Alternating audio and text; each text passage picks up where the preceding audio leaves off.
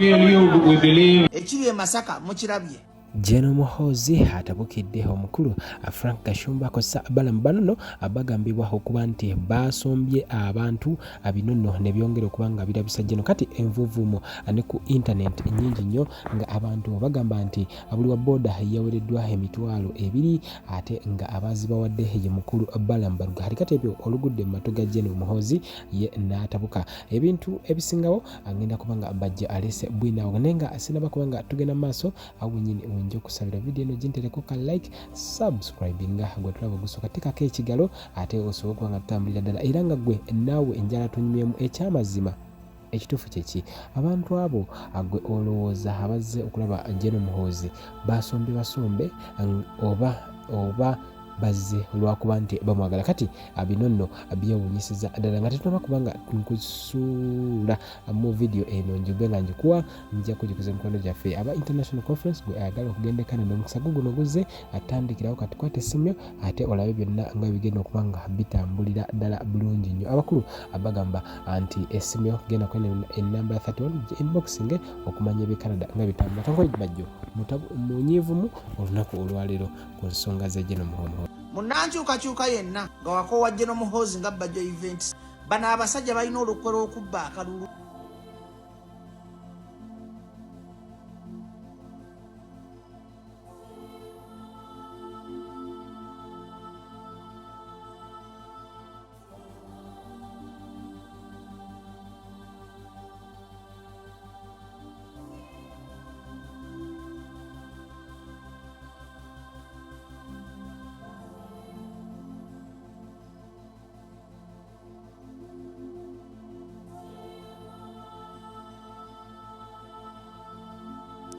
President Museveni mu kiko ekyo yasi tewali wa mulala amudira mu bigere n'alifuga era nze bajja okukkiriza General Muhoozi okunfuga ndiba na wangango ka Zambia ndiba na Congo kuba sagala kubeera mu America babonaabona sagala Canada njagala African country because I'm a true son of African country kati abantu abalebye ekiri e Masaka nga ddala oyagala enkyukakyuka ku mutima enduulu boda tebikusigulanga osabanga mukama emmeme y'enduulu population boda bana abantu balamu bannayuganda magoma gavugira aliwo ali ku foomu gwe bagoberera enduulu ne audience bakola nkole wabula strategy enkola yere jobo okulembezanga mu bwongobo strategy ejjako Museveni ne government ye amanga the opposition people sifa yobo oli weni ali mukwaba eni ali mumunyigirizibwa oba oli wa FDC oba oli wa DP oba oli wa NUP tulina kuba na strategy era tulemeddwa okuyiga mu history n'ebyafaayo nti Museveni bwe yali agenda okujjako boti yatandika n'abantu 27 niwe waba abantu 10 nga siguno nduluza aba boda kubenjala ebaluma essaawa yonna abo abagoberera aliko gwe kola convoy nange bwe nkola convoy bangoberera mubalabye e Masaka kubanga e Masaka gwe mutima gwa opposition nga bakulaga nti bwe bagendanga e Masaka bwe bagendanga eggulu bwe bagendanga ewa bafunanga numbers ezo zatulonda kwa tugenda kola ensobi tudde mu kalulu k'omusajja ono atubbe byonna bye mulaba bakola biri strategically planet kakati nkubiriza baliida ba opposition mwenna watali kwawula mu kibiina kya bufuzi ddala bwe munakkiriza tunakkiriza si bwe munakkiriza bwe tunakkiriza ensi yaffe okugenda bweti abasajja nga baginyaga misana abasajja nga beteekateeka misana ffe tuli mu butalotalo obw'ekisirusiru tuli mu kwewalana emmundu zaffe kuvuma kati ne bwonvuma daba agaviiri sigasalanga daba gufeesi gulinga gwobote kati nvaako kinze bajjo tukyuse strategy tukyuse obongo tuve mu bintu by'okuvuma aba tukole strategy tuba tuli serious pozi nga twajja kukola views ku Facebook na TikTok twajja kukola nga live n'ofuna views emitwalo 2 omutwalo gumu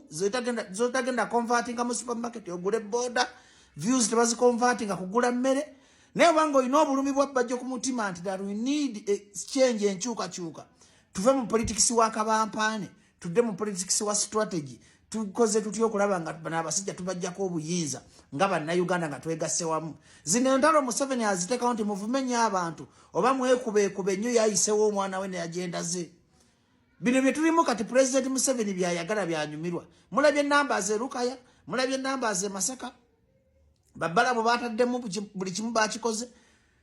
bataddemu sente nyingi bataddemu emmere bataddemu buli kya busiru bo tebibakwata kasaba fula numbers kuba nabbira obululu bino ebiteeka tubijjamu struggle ya bajjo baya kyalo tubiteekemu okwagala omutima n'eggwanga lyaffe tuleete enkyukakyuka nga n'abo abantu abagoberera abantu olw'emmere n'abantu abagoberera abantu olwa numbers tubakolerawo strategy ebajja mu bwavu bwebonyabonya abantu abo bagobererawo babbalamu bannaku gye basuubira essuubi naye nga nabo tobanyooma nti ekizibu ky'opposition tunyooma nnyo Museveni nti we underrate that man kubanga atuleka ne tuvuma ne tweyuzayuza n'ogenda ku radio n'omuvuma ne twekubaakuba nga ye ayisaawo afuga kati omuntu n'omuvuma nti olinga omulambo simanyi n'owemula nga yali mu ntebe talina kyavaako kuba okuvuma si ye mizairo ze tuyina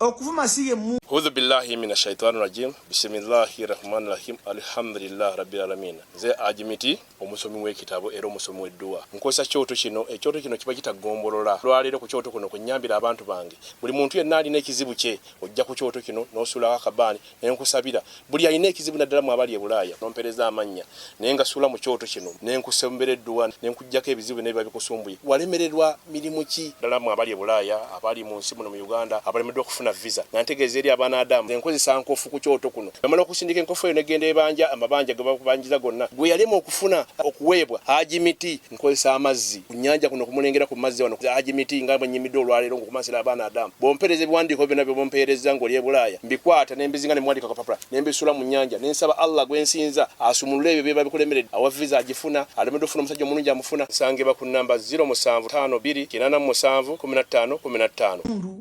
okuvuma obuzungu bonna bwali buzotu ya mamusitogo bwali bufere buli bwali bumbega bwa CIA buli muntu gwe twakatako mufere kakati bana Uganda tumanye nnaku ngafu bannansi twejjemu obuchayi n'obuteyagaliza mu mutima tukole wanu strategy nga yakwagala ggwanga lyaffe kukyuka abasajja batunyaga eggwanga misana babo bali Masaka mu balaba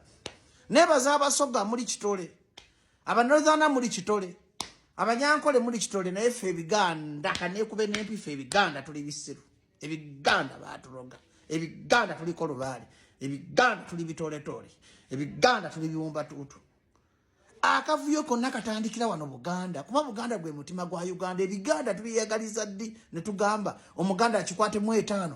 obasoka bakwatemu 5 abanyanko abagundi abanorthana bakwatemu 5 tuli mu ntalo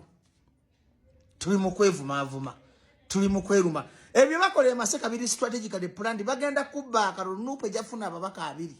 Kyagulanyi bajjamu wa 20% singa tukole ensubira tugenda mu kalulu kaabwe za kalulu ka Museveni sirika yingiramu mungamba okwesimbawo siryesimbawo mulinda bakubaloti nga Museveni siye president ekyo nakiteeka mu mutwe nasigaza kujja kubasomesa kujja kubalaga nti enduulu opposition eri so excited n'enduulu kasaba bakubira enduulu boda boda ne babakubira jambo tebizijjaako Museveni nagambye Museveni yagenda mu nsiko n'abantu 27 tiyagenda na bannayuganda bonna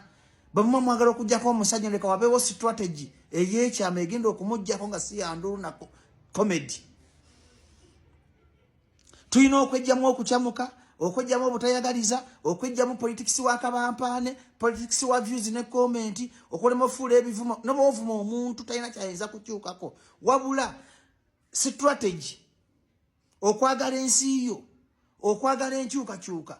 okusomesa abantu nti omusajja afuzeewo by'eggwanga ne mutabani we yagenda kolimba kyekigenda otuyamba okuva mu ntata gye tulimu naye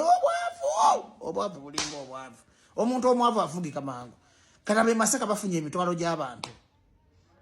lwa bwavu kwabaga katubaavuwaze tubafuge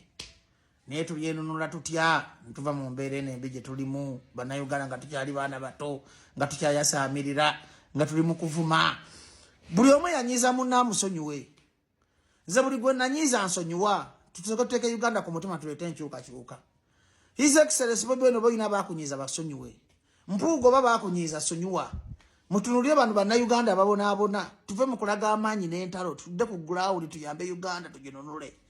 twejjemu eyo tumanyi tukolera Katonda buli oyingira mu struggle ng'oyingidde mu lwakabampaane views na comment tolina ky'oyinza kukola kubanga buli sawa bayagala bakuwaane buli yanyiza munne nga ddala oli opposition oyagala Uganda eve mu mikono gy'abasibira mu bwedde mu mikono gy'abantu tolina kuwalana masiikini munno muli bonna muli bukoko temunatuuka gye mulaga muli mu kwewalana Muhoozi wuuyo kati batandise okuguza ekirowoozo bannayuganda tiagenda kubafuga. Bannayuganda bantu bakusigula nga go opposition ng'olina amasanyalaze. Aga amasanyalaze buli omu yagayina gagenda wabula fa ku kintu nti nkoze ntya results okubakulembera n'obakozesa obulungi. Buli oba ne following n'endu ne boda boda nezikulema okozesa ekyamagezi mu Katonda mugulubyo wejjusanga. Kabaleg Associates presents International Conference on Maternal, Newborn and Child Health under the theme Identifying and Addressing Social Determinants is Crucial Towards Improving Maternal, Newborn and Child Health Outcomes. Key discussions include strategies for improving access to quality healthcare services, reducing maternal and infant mortality rates, innovative approaches such as mobile clinics and telemedicine to increase access to healthcare, the need for increased funding and government commitment to addressing these issues, increasing access to vaccines and empowering women through education and economic opportunities. Date is August 23rd to 24th in Toronto, Canada, Banquet Hall 237 Sackville. International delegates $380 Canadian, international students $200 Canadian, international exhibitions $800 Canadian, hotel per night is $200 Canadian. Contact us on +1437 216 8893 or +256 752 223 237. Email us at kabalegassociates@gmail.com. You can also visit our website on www.kabalegassociates.com.